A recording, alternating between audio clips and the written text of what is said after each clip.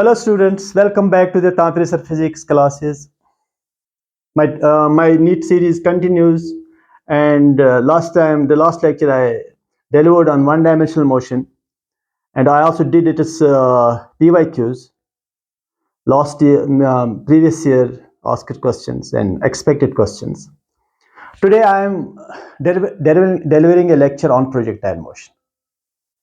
Projectile motion क्या होता है, इसके एप्लीकेशंस, इसके इक्वेशंस, हर एक चीज जो इसके साथ एसोसिएटेड है वो मैं आपके साथ डिस्कस करना चाहता हूं। सो जब प्रोजेक्टाइल मोशन स्टार्ट करेंगे, suppose when I start A projectile motion मतलब topic, what are the simplest questions that should come to one's mind? Simplest of all the things that should come to one's mind. पहली बात यह है कि the starting thing for projectile motion कम से कम यह होना चाहिए कि what is a projectile motion?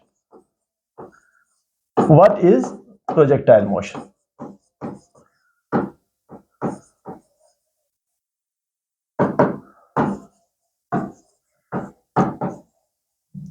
ये प्रोजेक्टाइल मोशन है तो है क्या चीज।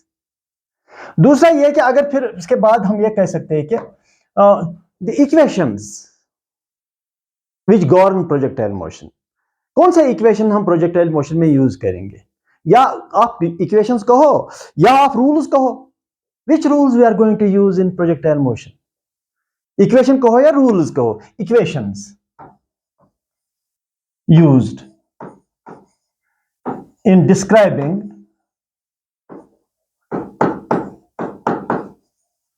projectile motion. Projectile motion. तो फिर आगे जाकर के जब हम कहेंगे कि क्या रूल्स है जिनसे हम प्रोजेक्टाइल मोशन करेंगे, तो फिर प्रोजेक्टाइल मोशन में जो भी चीजें हैं वो हम करेंगे। जैसे प्रोजेक्टाइल मोशन में टाइम ऑफ राइज है, time of fall, equation of motion of the projectile motion, range of the projectile motion, vertical height, बहुत सारी चीजें हैं। लेकिन वो तभी होंगे जब हमें रूल्स पता होंगे। What are the rules that we can use to describe projectile motion. तो these 2 points are very important to start with. बाकी तो चलता रहेगा, जो भी हमें करना होगा वो तो करके ही रहेंगे, लेकिन फिलहाल ये 2 चीजें जो स्टार्टिंग पॉइंट में है वो हमें पता होता है। That should be clear in everybody's mind. So what we are doing and how to do what we are going to do. तो देखिए, आप इसको अच्छी तरह से देख लीजिए। चलो, what is a projectile motion. पहले में what is a projectile motion, इसे यही बात मैं आपको समझाना चाहता हूं। प्रोजेक्टाइल मोशन अगर हम ये क्या मैं आपको एक सेंटेंस में, अगर मैं एक सेंटेंस में ये एक्सप्लेन करूंगा प्रोजेक्टाइल मोशन क्या है, तो एक सेंटेंस में यही है, projectile motion is a two dimensional motion under gravity, that is all. जब भी आप किसी चीज को स्पेस में फेंकोगे, ग्रेविटी के अंदर वो जो पाथ लेता है, that's a projectile motion. So projectile motion is simply what it is, it is a 2-dimensional motion. It's not vertically going up and down. That is not a projectile. Projectile is when it has a 2-dimensional motion and it is under gravity. तो gravity के अंदर जो भी motion 2-dimensional motion है उसको हम projectile motion कहेंगे। So if you want to write it down, projectile motion, 2-dimensional motion.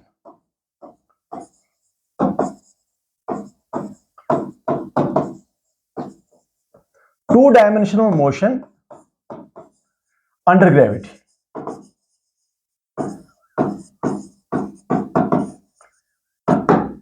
Is called projectile motion.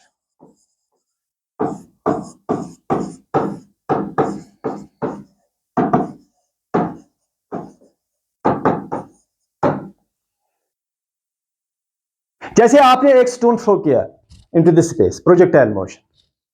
जैसे आपने एक arrow, you are releasing an arrow from the bow, projectile motion.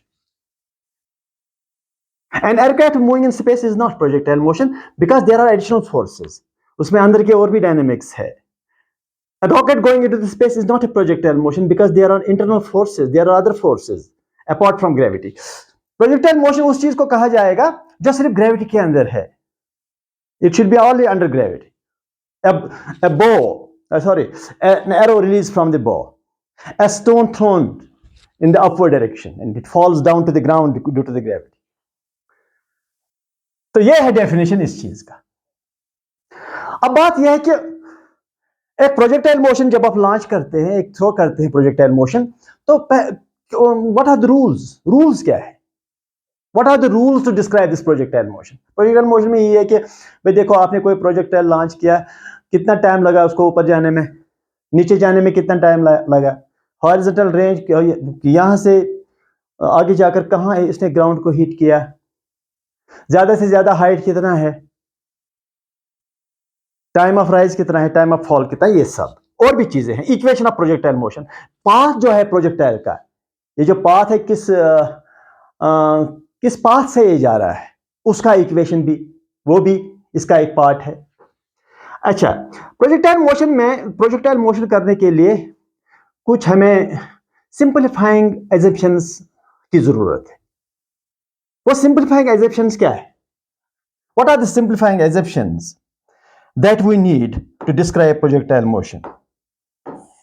Simplifying assumptions, Before I go to the rules, before I go to the equations, I must give you the simplifying assumptions. आपको पता है कि जब कोई चीज आप space में project करोगे, एटमॉस्फेयर भी तो है, and if you go high into the space, higher and higher, acceleration due to gravity, as you know, that changes. Acceleration, it is not gravitation that way. जैसे gravitation का एक chapter है, उसमें बहुत सारी चीजें हैं, ये gravitation के साथ है, लेकिन उतना रिलेट भी मत करो।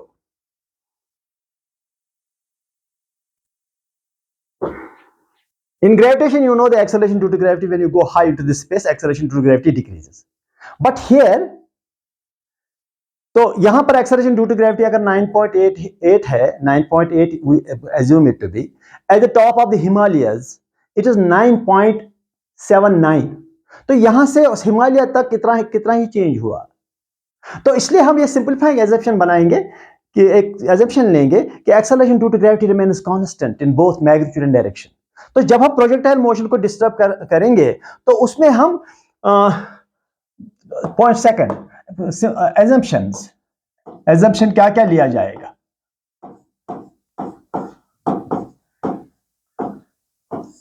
एजम्पशन ये कि नहीं, वो फैक्ट नहीं होता है, वो एक सिंपलीफिकेशन फैक्टर होता है। वो फैक्ट भी नहीं होता है, लेकिन फैक्ट से ज्यादा दूर भी नहीं होता है, उसको लेना ठीक है। जैसे आपने गैस मॉलिक्यूल्स और पॉइंट्स देखा जाए, van der Waals, according to Vanderwall, the gas molecules are not points, they occupy some volume, but in the general we neglect their internal volume, कम होता है, therefore we assume that they are just points.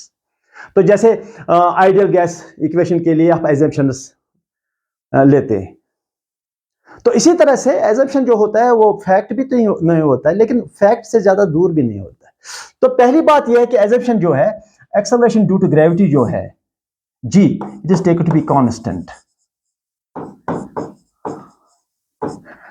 Constant both in magnitude and direction, मतलब जहां से मैं किसी चीज को throw करूंगा और जहां तक ये जाएगा, या जितना ऊपर ये जाएगा, मैं कहूंगा कि यहां से वहां तक acceleration due to gravity change नहीं होगा, it remains constant and it is a good assumption, it will remain constant over that height और over that distance. It remains constant both in magnitude and direction. Direction is taken vertically to be vertically downwards, ऐसे। Actual में vertically downwards नहीं होता है। अगर ये अर्थ है तो हर एक साइड से एक्सेलरेशन यूं, यहां पर यूं है, यहां यूं है, एक्सेलरेशन टुवर्ड्स द सेंटर, लेकिन हम हमेशा वर्टिकली डाउनवर्ड्स ही लेंगे acceleration due to gravity. Number one. Number second जो एजम्पशन है वो अर्थ, जैसे मैंने किसी चीज को थ्रो किया और वो कहीं जाकर के गिरा, यहां से वहां तक मैं अर्थ समझूंगा वो फ्लैट है। Earth is taken to be flat from where you just from you start and to the point where it is where it hits the ground. तो यहां से वहां तक समझो कि ये जो अर्थ है फ्लैट है। Otherwise you know flat earth over a long distance is not flat, it is spherical. तो earth is taken to be flat, flat earth. See, ये जो एटमॉस्फेयर है जब आप किसी चीज को प्रोजेक्ट करते हो, एटमॉस्फेयर भी अपना फोर्स क्रिएट करता है, ड्रैग फोर्स क्रिएट करता है on the body. That atmosphere drag force is neglected. Atmospheric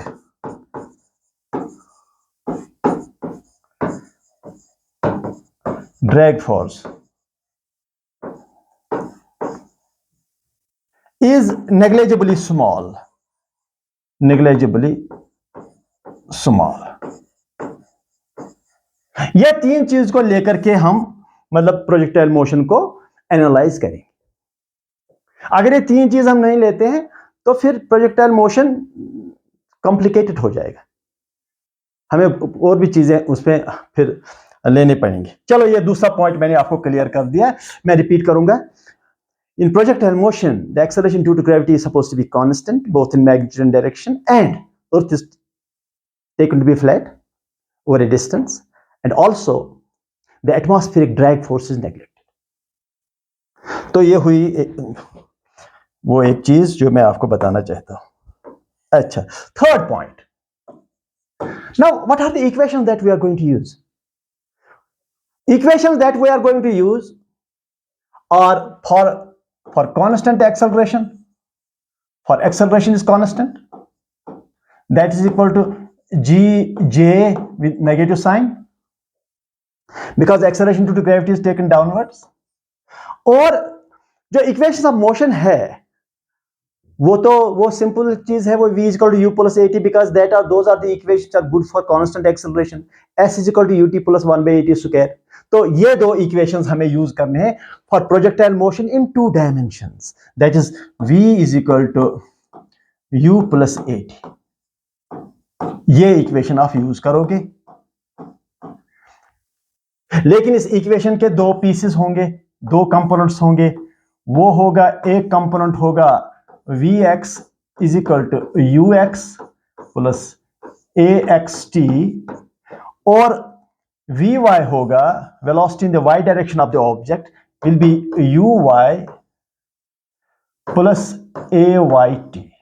बस दो इक्वेशन. हाँ, तीसरा कंपोनेंट भी इक्वेशन का हो सकता है, लेकिन we are not concerned about that, because we already know that projectile motion is a two dimensional motion. So why should we go to the third dimension? ये एक इक्वेशन है. दूसरा इक्वेशन जो है, displacement is equal to ut plus 1 by 2 at square. इसके भी दो pieces हम करेंगे. एक पीस होगा s का, s डिस्प्लेसमेंट का x component, that is sx, मगर हम लिखेंगे इसको xc. If the motion starts from the origin, तब जाकर फाइनल पोजीशन जो होगा वो x माइनस 0 होगा, वो xc होगा. तो x is equal to uxt plus 1 by 2 axt square, और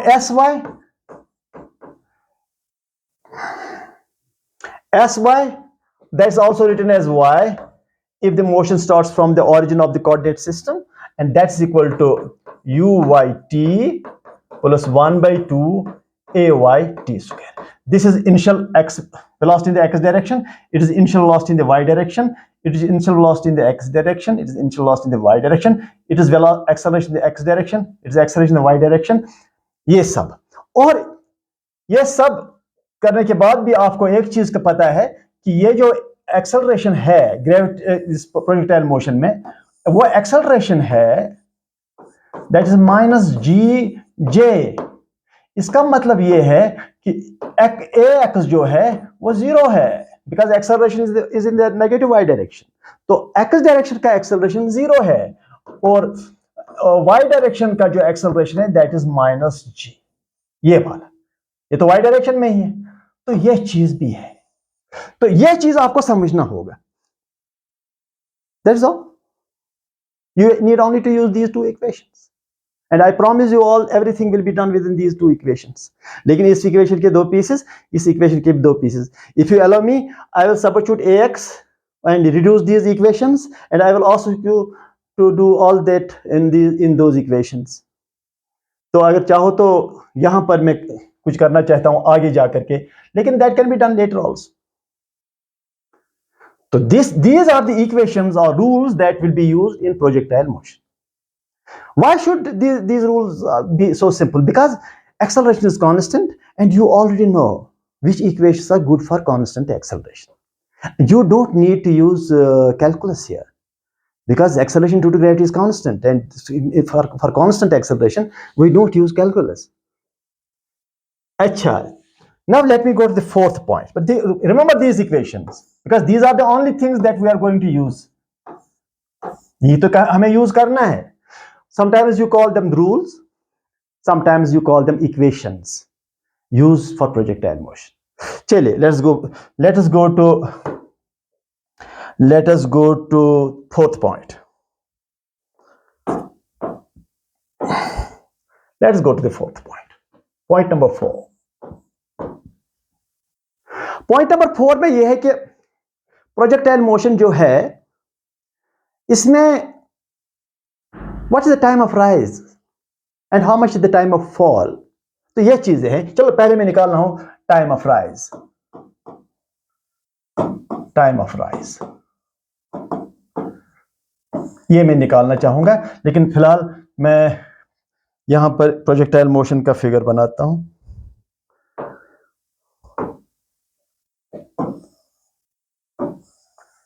ये हमेशा ही रहेगा, यहां पर फिगर तो रहेगा ही रहेगा इधर हमेशा.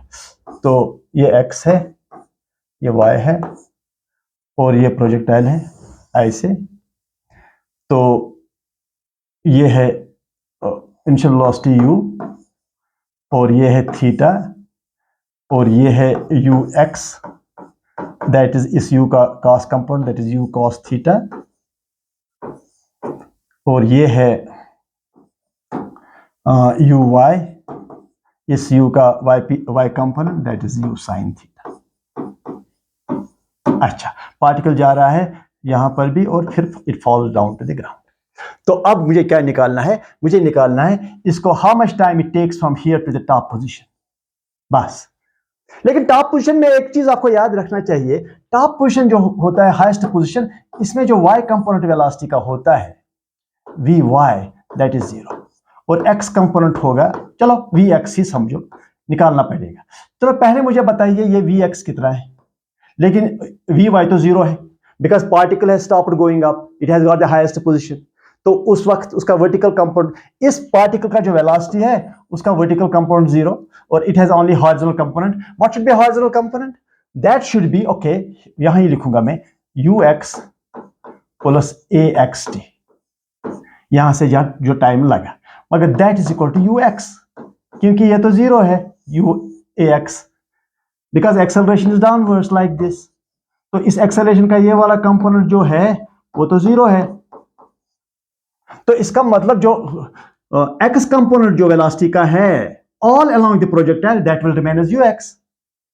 तो कैसे चेंज होगा जब फॉरवर्ड एक्सेलरेशन है नहीं, जब x डायरेक्शन में एक्सेलरेशन ही नहीं है, तो वेलोसिटी x डायरेक्शन में क्यों चेंज होगा? तो इसलिए x डायरेक्शन का जो वेलोसिटी है वो कांस्टेंट है, vx इक्वल टू ux. ऐसे इतना ऊपर इसी पोजीशन पर नहीं, हर पोजीशन पर x component velocity is ux. तो उसमें कोई फर्क नहीं है. अगर लिखना चाहोगे, that is this u cos theta, u cos theta. Okay, now can you use the formula? अगर h इसको कहो, can you use formula here to here for vy? तो vy is equal to, yes, that is uy minus plus ayt, मगर यहां time of rise, क्योंकि आप formula यहां से यहां लगाते हो. ये फॉर्मूला मैंने आपको पहले लिख कर दिया. This formula we use, final y velocity is equal to initial velocity in the y direction plus y acceleration plus time of rise. तो अब ये तो 0 है टॉप पोजीशन पर, is equal to what is uy, that is u sin theta, plus what is ay.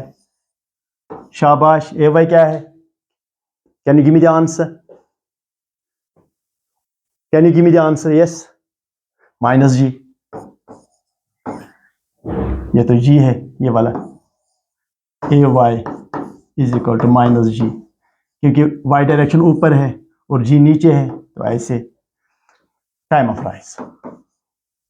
तो इस चीज को यहां ले आइए, that is g time rise is equal to u sine theta. तो यहां से आपको टाइम ऑफ राइज मिल जाएगा u sine theta by g. आपका हो गया एक काम। So how much time it takes for a projectile from the starting position to the highest position? That is u sin theta by g. और लगे हाथ अगर इसको आप ऐसे भी लिखोगे, u sin theta is vertical component of initial velocity. Sometimes he gives you initial component of vertical velocity. Theta देता ही नहीं है और आप कंफ्यूज हो जाते हैं कि ये भूल जाते हैं ये जो u sin theta है ये तो initial velocity in the y direction है, ये तो ये है पूरा. Sometimes he gives it directly. So u y by g, ऐसे कुछ हो गया टाइम ऑफ राइज।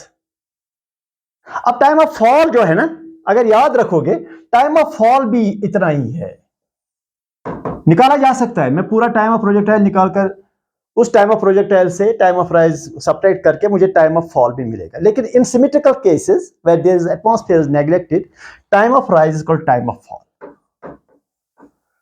ठीक, ये करने की अब जरूरत नहीं है, टाइम ऑफ फॉल निकालने की जरूरत नहीं, लेकिन लास्ट में मैं देखूंगा, कुछ प्रैक्टिस में करूंगा, हो सकता है मैं वहां से निकालूंगा। अच्छा, now what is the total time of projectile? What is the total time of projectile? बताइए जरा, शाबाश। Yes, total time of projectile. How much time it takes for a projectile when it is launched from here and hits the ground here? तो कितना पूरा कितना time इसको लगेगा? ठीक, fifth point, time of projectile.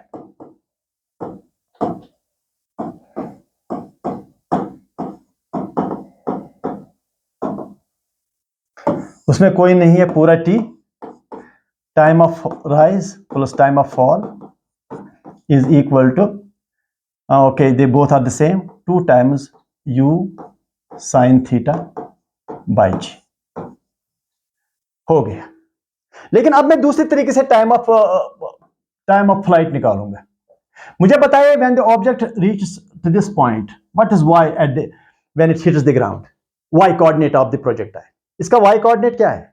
Ground पर है, x तो है बहुत कुछ अच्छा खासा है, लेकिन y तो 0 है। तो अगर मैं ये इक्वेशन लगाऊंगा y is equal to okay u y t plus 1/2 a y t square, अगर मैं ये फॉर्मूला लगाता हूं, y is displacement in the y direction, but displacement in the y direction when it hits the ground is 0, तो ये मैं 0 लिखूंगा। और what is uy, because I am applying the equation from here to this position, and total y, this y displacement from start to end is 0, because it is final y coordinate is 0, it is initial y coordinate is 0, so 0 minus 0 is 0, so it is uy is equal to u sin theta, और इस time को time of projectile मान लो आप पूरा time, plus 1/2 ay that is minus g, time of flight square T square, एक time common निकालकर 0 के साथ खत्म होगा, और बाकी आप इधर लाइए 1/2 gt is equal to u sine theta. ठीक, and what about t, time of flight, ये 2 को मल्टीप्लाई कर दो, यू साइन थीटा बाय ये वाला जी, तो आपको फिर से वही मिला। तो यहां से आपको टाइम ऑफ फॉल भी मिलेगा, ये पूरा टाइम ऑफ प्रोजेक्टाइल माइनस ये टाइम कर दो, माइनस ये टाइम कर दो टाइम ऑफ राइज, तो आपको मिल जाएगा टाइम ऑफ फॉल। तो मैंने हर तरीके से आपको बताया। फिफ्थ पॉइंट, चलिए फिफ्थ पॉइंट, चलो फिफ्थ पॉइंट फिर से बनाता हूं मैं। x, y, 0. It is the projectile and it is launched with velocity u at an angle of theta, and ux, that is u cos theta. It is uy, that is u sin theta. ठीक, तो अब मैं निकालना चाहूंगा horizontal range. ये particle जब यहां से यहां गया तो कितना आगे ये गया, हॉरिजॉन्टल रेंज निकालना चाहता हूं। तो हॉरिजॉन्टल रेंज के लिए आपको कौन सा इक्वेशन लगाना पड़ेगा? You have to apply the equation in the x direction. तो आपको ये इक्वेशन चाहिए, x is equal to yes u x t plus 1/2 ax t square, where t is the time of the पूरा projectile का time. uxt plus 1/2 x. This is a simple formula that I have already told you. This is the base equation.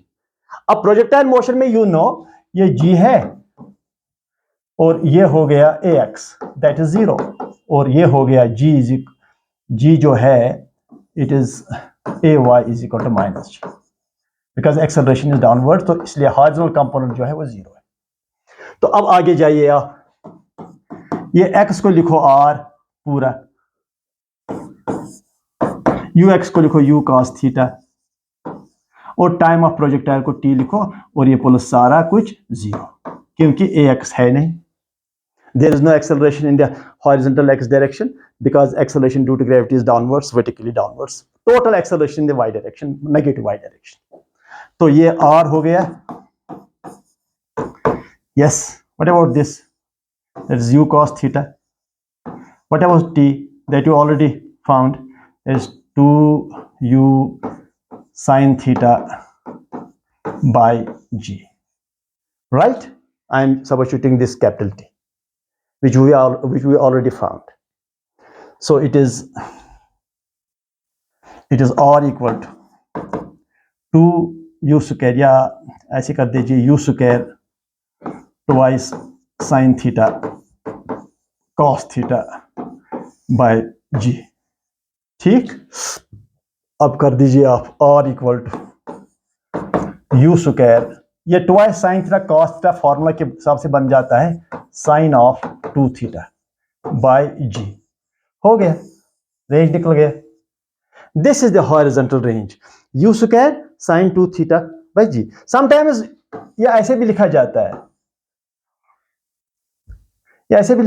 है, r equal to 2 times ux uy by g, ये भी चलेगा, क्योंकि ux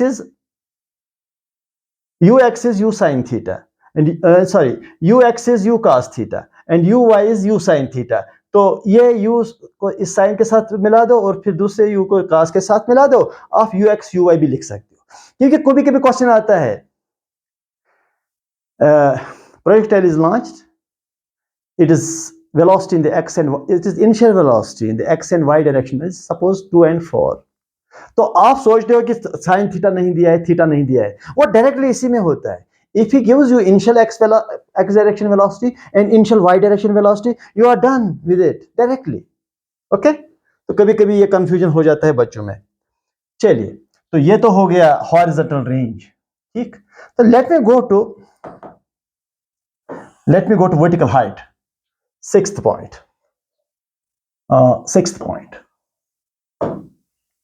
vertical height कैसे निकालेंगे, ये देखिए फिर से एक बार, y वर्सेस x।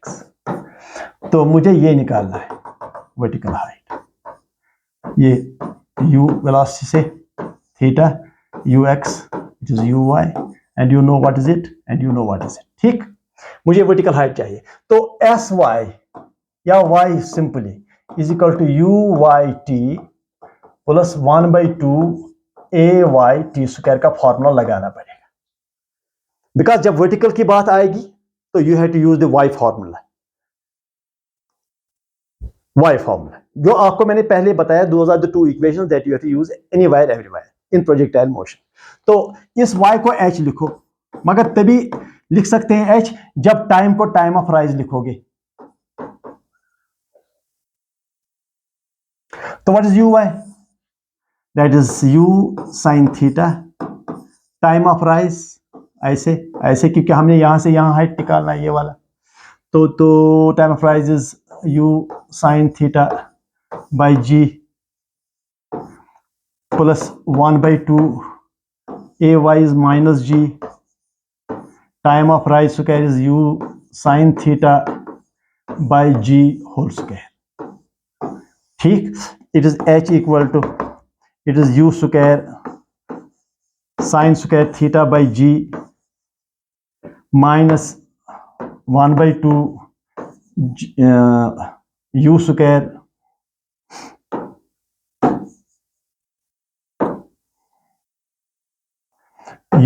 sorry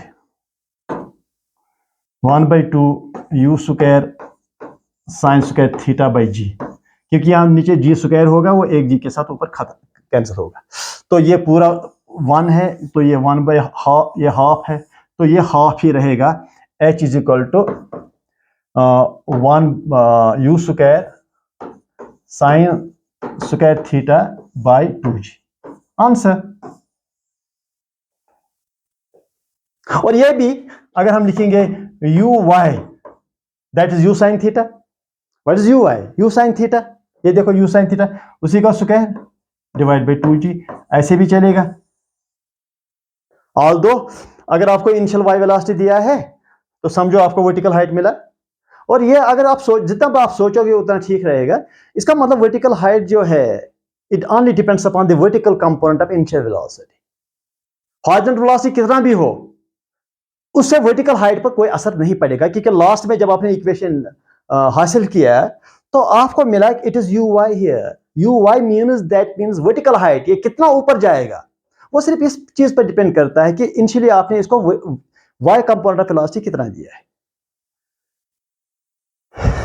ये तो हो गया खत्म। चलो let me go to one more concept, 7th point. ये देखिए फिर से एक बार, ये मैं बनाता हूं ताकि आपको प्रैक्टिस हो जाए इसमें। ये देखो x इट इज y, तो ये रेंज है बेटे, ठीक। तो अब मैं देखना चाहूंगा what is the condition for maximum range, condition for maximum range.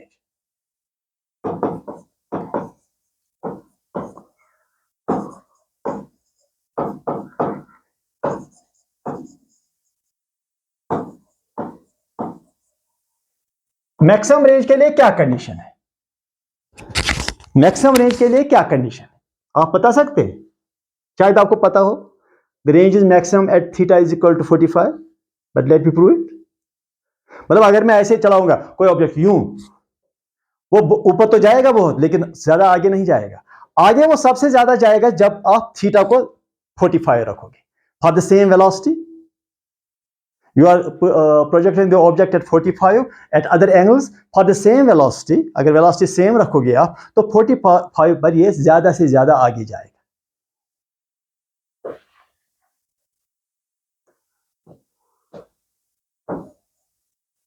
ठीक, लेट मी प्रूव इट। तो आपके पास रेंज है दैट इज ओके, उसका फॉर्मूला है u square sine 2 theta by g. तो मैक्सिमम रेंज के लिए ये जो है varying angle, that should be having maximum value, इसका मैक्सिमम वैल्यू होना चाहिए for this to be maximum. So R maximum कितना होगा, that will be u square by g, क्योंकि ये तो 1 हो जाएगा, क्योंकि साइन थीटा का मैक्सिमम वैल्यू 1 है। तो अगर आपको इसको मैक्सिमाइज करना है तो साइन 2 थीटा को 1 रखना पड़ेगा। और जब मैं पहली बात तो ये मैक्सिमम वैल्यू है, अगर आपको if somebody asks what is the maximum possible range is u square by g, उसमें थीटा तो आएगा नहीं क्योंकि रेंज तो मैक्सिमम है, ठीक। लेकिन किस एंगल पर मैक्सिमम है वो देखना पड़ेगा। So sine 2 theta is equal to what, 1, that is equal to sine 90, ठीक। So that means 2 theta is equal to 90, ठीक। सो 2 थीटा को 90 कर दो, 90 कर दो तो थीटा बिकम्स 45।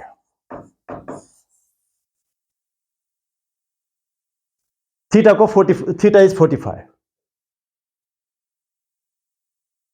मुझे याद है कि when I was playing as a boy, we used to throw these pebbles away from us, and I was throwing the pebble quite with highest force. A little weak friend of mine, he was throwing like this, like this. It was going very, very far away. Possibly he was knowing physics that he was throwing the object at 45. I was throwing with high force, but a little vertically up. So it was not going that far. He was throwing it like this, and it was going very, very far because he was throwing the object at 45. Okay, let me go to one more concept. One more concept, that is, concept is, in projectile motion, there are two possible angles. There are two possible angles for which the range is the same. Heights may be different for two angles, but the range is the same. What are those two angles? जिन दो angles पर range is the same. Vertical height may be changing. A time of rise may be different for the two projectiles. Time of projectile is also different for two projectiles. But range is the same for two angles, two possible angles. एक अगर theta है तो दूसरा है 90 minus theta. मतलब अगर एक angle 30 है तो दूसरा है 90 माइनस 30, दैट इज 60. अगर एक 15 डिग्रीज है, दूसरा 90 माइनस 15, दैट इज 75 डिग्रीज पर और 15 डिग्रीज पर सेम रेंज है. 30 डिग्री और 60 पर भी सेम है. अगर 10 डिग्री पर कोई रेंज है, 80 पर भी वही रेंज है, 90 माइनस 10. तो ये दूसरा कॉन्सेप्ट है. लेट मी प्रूव इट, ताकि आपका मैथ थोड़ा सा, मतलब एनालिटिकल कैपेबिलिटी थोड़ा सा इंप्रूव हो जाए. तो आप जरा देखो कैसे ये करेंगे हम. चलिए, रेंज क्या है? Formula u square sine 2 theta by g, ये हमारा रेंज है. तो अगर R is equal to u square sine of, अगर मैं यहां लिखूंगा 180 minus 2 theta by g, is it different? Are the two equations different? No. U square the same, sine the same. It is 2 theta is 180 minus 2 theta, but sine of 180 minus 2 theta is again the same 2 theta. तो इन दो में कोई फर्क नहीं है. अच्छा, R equal to u square sine of 2 को common निकालो इन दो से, it is 90 minus theta by g. ये भी हुआ. Same range, same u square, same g, same sine, same 2. This theta is replaced by this 90 minus theta. That's it. Same range for this theta and this 90 minus theta. तो ये यहां से prove हो गया.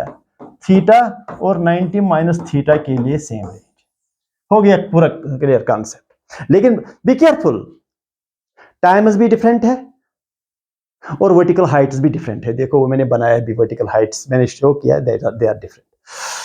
9th point. 9th point.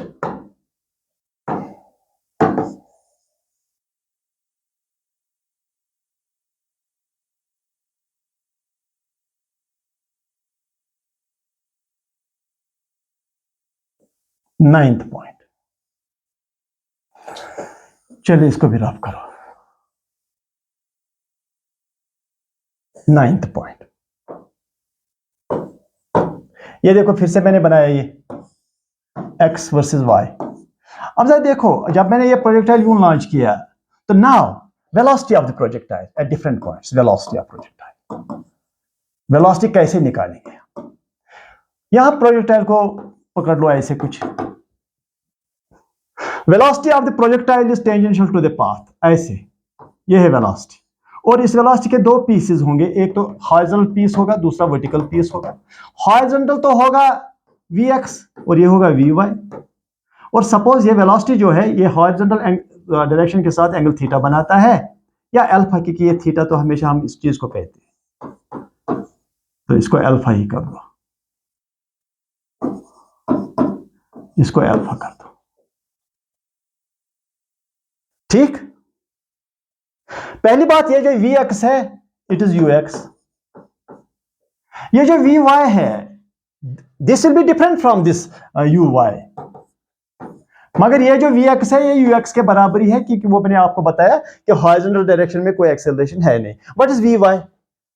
देखा जाए तो v y is equal to u y plus a y t, as usual you have v y is equal to it is u y, चलो यू वाई तो आपको पता होगा क्या है, कितना है, माइनस जी तो टी, ठीक तो हो गया। जब आपको यहाँ ये वेलोसिटी निकालना पड़ेगा, it has two components this and this, so you have velocity is equal to root of, yes, ux square plus this component square, this vertical, because this is resultant of these two। अगर आपने इसको resolve किया दो component में, इन दो component का resultant ये v है, तो v को क्या लिखूंगा, ux स्क्वायर हॉरिजॉन्टल वाला कंपोनेंट और वर्टिकल वाला component that is uy minus gt whole square, answer. तो अब ये अल्फा किसके बराबर है, that is tan inverse tan alpha perpendicular by base, perpendicular ये आएगा, बेस ये बनेगा, ठीक, हॉरिजॉन्टल कंपोनेंट बेस होगा। अगर ये ट्रायंगल आप बनाओगी इन दो लाइंस का, अगर यहाँ ट्रायंगल बनाओगी तो ये पता है आपको, होना चाहिए पता, अगर ये दो वेक्टर्स है ये रिजल्टेंट है तो this theta is equal to this component by this component, tan of this angle is equal to this component by this component, that you should know this, it is vy by ux and vy you know, हो गया ये भी। so you can find the velocity of the projectile at any point along the path, हर एक point पर आपको velocity मिलेगा। एक तो वेलोसिटी टेंजेंशियल होता ही है, नेट वेलोसिटी, दूसरा इसका एक्स कंपोनेंट वही होता है जो पहले हॉरिजॉन्टल कंपोनेंट होता है, वर्टिकल कंपोनेंट चेंज होता है, उसके लिए आप फार्मूला लगाइए, vertical component is equal to u y plus a y t, a y तो माइनस जी टी है, तो टाइम के हिसाब से वो चेंज हो जाएगा, जितना टाइम होगा उतना वो डिफरेंट आ जाएगा। तो ये हो गया 10th point. 9th point, let me go to the 10th point. 10th point फिर से बनाऊंगा बिकॉज प्रोजेक्टाइल मोशन में यही कुछ बनाना पड़ेगा।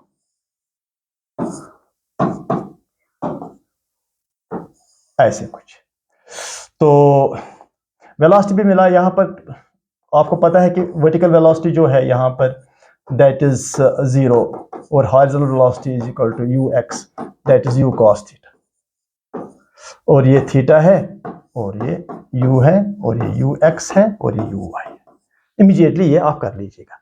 अच्छा, तो अब let me find equation of the projectile, ये पाथ का इक्वेशन मुझे चाहिए, ये पाथ का इक्वेशन मुझे चाहिए, ये बात।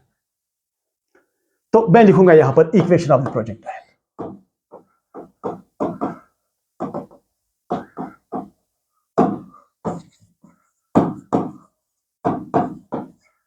Equation of the projectile, equation of the projectile कैसे हम, पहली बात यह है कि what is equation of the projectile, projectile का इक्वेशन का क्या मतलब है, ठीक, what is the equation of the projectile का उसका मतलब क्या है, उसका मतलब यह है कि you should find an equation between y coordinate and x coordinate of the projectile, y coordinate of, जैसे पार्टिकल यहां आ गया है, बताइए इसका x, suppose it is point p, particle यहां पर आया पॉइंट p पर और इसके कोऑर्डिनेट्स है x और y, परपेंडिकुलर डालकर ऑरिजिन से यहां तक ये x कोऑर्डिनेट है और यहां से यहां तक ये y कोऑर्डिनेट है। अगर मुझे x और y में इक्वेशन मिला तो that is the path of the projectile. So if you have an equation between y and x and you plot its graph, मतलब y और x का फिर इक्वेशन लेकर के उसका ग्राफ प्लॉट करोगे, वो ग्राफ ही आएगा। तो x versus time is not the path, y versus time is not the path, but y versus x equation जो मिलेगा आपको that is the actual path through on which the particle moves. तो हमारा ये काम है कि y और x के दरमियान हमें इक्वेशन निकालना पड़ेगा।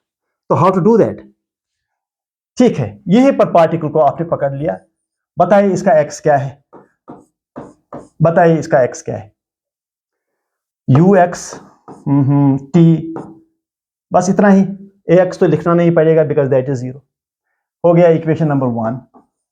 What is y, that is u y t plus 1/2 a y t square.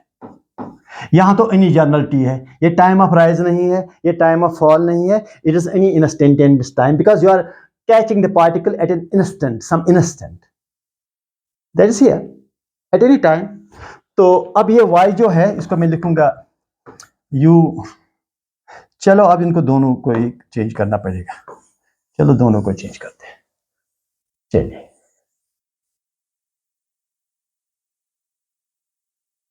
ठीक, ओके।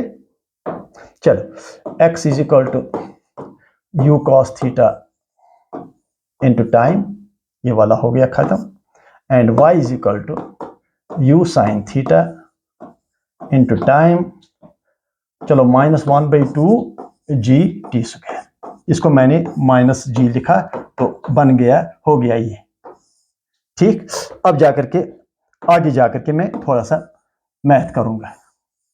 वो मैथ क्यों करना पड़ेगा? वो इसलिए करना पड़ेगा कि मुझे चाहिए equation between x and y। जब मुझे x और y के दरमियान इक्वेशन चाहिए तो that is the path of the projectile और that is the equation of the projectile, that gives the path. उसको ग्राफ प्लॉट करोगे तो वो आपको एक्चुअल पाथ मिलेगा ठीक। x वर्सेस y या y versus x on the plane gives the path, x versus time will not give you the path, y versus time will not give you the path, but y versus x is an equation which is called the equation of the projectile. Also, if you plot this graph, it's the actual path on which the particle moves. Keep these things in your mind. तो इसलिए ये जो time है, time is the only factor here which is not needed.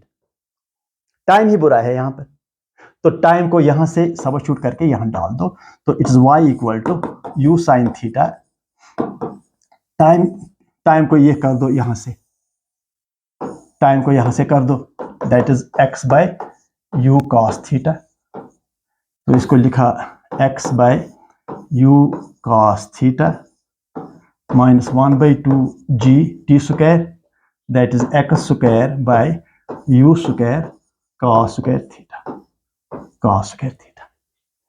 तो y equal to yes, चलो g ये तो खत्म हो गया, ये हो गया x ऊपर tan theta -1/2 g x square ऊपर by u square cos square theta. हो गया आपका equation, it is the equation of the projectile. अब देखो it is quadratic, x square यहाँ है, यहाँ x है। जो क्वाड्रेटिक इक्वेशन होता है उसका अगर ग्राफ आप प्लॉट करोगे वो ग्राफ पैराबोलिक होता है। So that means projectile motion का जो ग्राफ है that is quadratic like this, that is parabolic, और इक्वेशन quadratic है। so that means projectile motion is a parabolic path।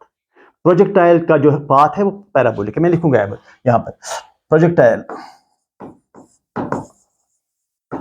Motion path is parabolic, is parabolic. Parabolic देखो, parabolic इसलिए कि quadratic है। जो भी आप, जैसे ये मैंने थ्रो किया, ये समझो ये पैराबोला है, ये पाथ पैराबोला है, क्योंकि इक्वेशन ये ऐसा कुछ बना, ठीक, नंबर 1। लेकिन मैं I want to do something else with this equation, I want to do something else with this equation. Which point was that? Which point was that? 9th point? Was it 9th point? 9th point था ये? 10th था, okay 10th point, 11th point. चलो इस equation को तो चाहिए, ये तो मुझे चाहिए equation, so I want to keep it, I want to keep this equation, okay. कुछ इसका करूंगा मैं इस इक्वेशन का, ताकि it has more useful applications. अगर मैं इस इक्वेशन को कुछ और कर सका तो बाद में अगर मेरे जहन में है कुछ क्वेश्चंस जो आए हैं तो मैं बताऊंगा आपको how to solve those questions, because most of the questions that are in my head I will try to rewind those questions. One of the questions asked by a student that's already in my head, I will just try to do that. Anyway, ये जो चीज है ना, इसको मैं करूंगा y equal, ठीक है। ये जो x tan थीटा है इसको मैं बाहर ही निकालूंगा, अंदर रहेगा ये जो चीज है, ये वाला x tan, इसको 1 से रिप्लेस करो, और ये जो ऊपर है g x square by 2u square cos square theta, ये तो ऐसे ही लिखूंगा मैं। लेकिन ये जो एक्स टेन थीटा है जो मैंने बाहर निकाला, ये तो इसमें था नहीं, इसलिए इसको नीचे लिखो यहां पर एक्स टेन थीटा, ऐसे। जो कॉमन निकाला जहां मिसिंग है वहां नीचे रख दो। इट इज जैसे मैंने x प्लस वाई है, मैंने x कॉमन निकाला, इसके ये 1 रहेगा और इस y के बदले y by x. Is well known mathematical technique, इसमें करते रहते हैं ये चीजें। अच्छा, नाउ एक x तो हो गया खत्म, तो it is y equal to x tan theta 1 minus it is g x divided by 2 times u square cos square theta, tan theta को लिखिए sin theta by cos theta. एक cos थीटा खत्म कर दो, ठीक, एक cos थीटा को खत्म कर दो। It is y equal to x tan theta 1 minus g divided by u square twice sine theta cos था, वो तो हो गया साइन 2 थीटा,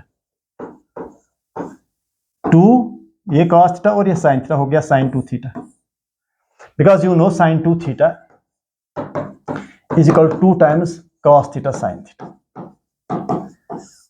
ठीक, अब इसका क्या फायदा हुआ हमें, y equal to x tan theta 1 minus x तो ऊपर है, x तो ऊपर है, लेकिन u square sine 2 theta by g वो तो r के बराबर है। इसका मतलब ये g by you square sine 2 theta ये r का उल्टा है, क्योंकि r तो अभी रेंज आपने निकाला प्रोजेक्टाइल का, तो ये x बाई रेंज हो जाएगा। ये है और एक इक्वेशन जो बहुत ही इंपॉर्टेंट है, जिससे कॉम्प्लेक्स क्वेश्चन भी किए जा सकते हैं। जैसे मैं एक आपको एग्जांपल देता हूं, आपने सपोज कोई चीज प्रोजेक्ट किया you, and you know it passes through some point, और उस पॉइंट का कोऑर्डिनेट दिया है, उस पॉइंट का क्या दिया है कोऑर्डिनेट, वो कोऑर्डिनेट क्या है x और y, शायद x2 दिया है y 5 दिया है, कोऑर्डिनेट दिया है, और ये थीटा भी दिया है, लॉन्चिंग पॉइंट का जो थीटा एंगल है वो भी दिया है, लॉन्च एंगल भी दिया है, ये थीटा भी दिया है। So theta you know, this theta you know, x and y you know, this theta you know, this y you know, you don't know it, इंशाल्लाह का पता ही नहीं है, you know theta, you know the point through which it passes, so what is the point through which it passes, वो point coordinate है projectile का, वो coordinate is x and y, तो अगर x दिया है y दिया है, यानी कि coordinates of the projectile दिया है through which it passes and goes over to the distance and falls off, तो ये दिया है, थीटा भी दिया है, r निकाला जा सकता है। So that means if you are throwing an object, it passes through a given point, जिसके कोऑर्डिनेट्स आपको पता है, और इनिशियल एंगल दिया है, तो you know the projectile range. You understand that? तो 11th point ये 11th था शायद, 11th था ये 12th point शायद, ठीक, ये 10th है क्या 11th, ओके।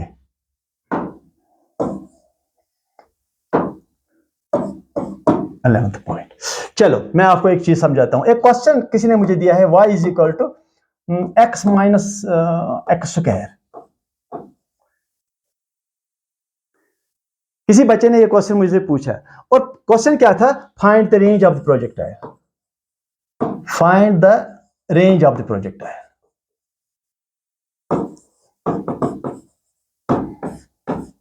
ये क्वेश्चन है, जरा सोचो इसके बारे में,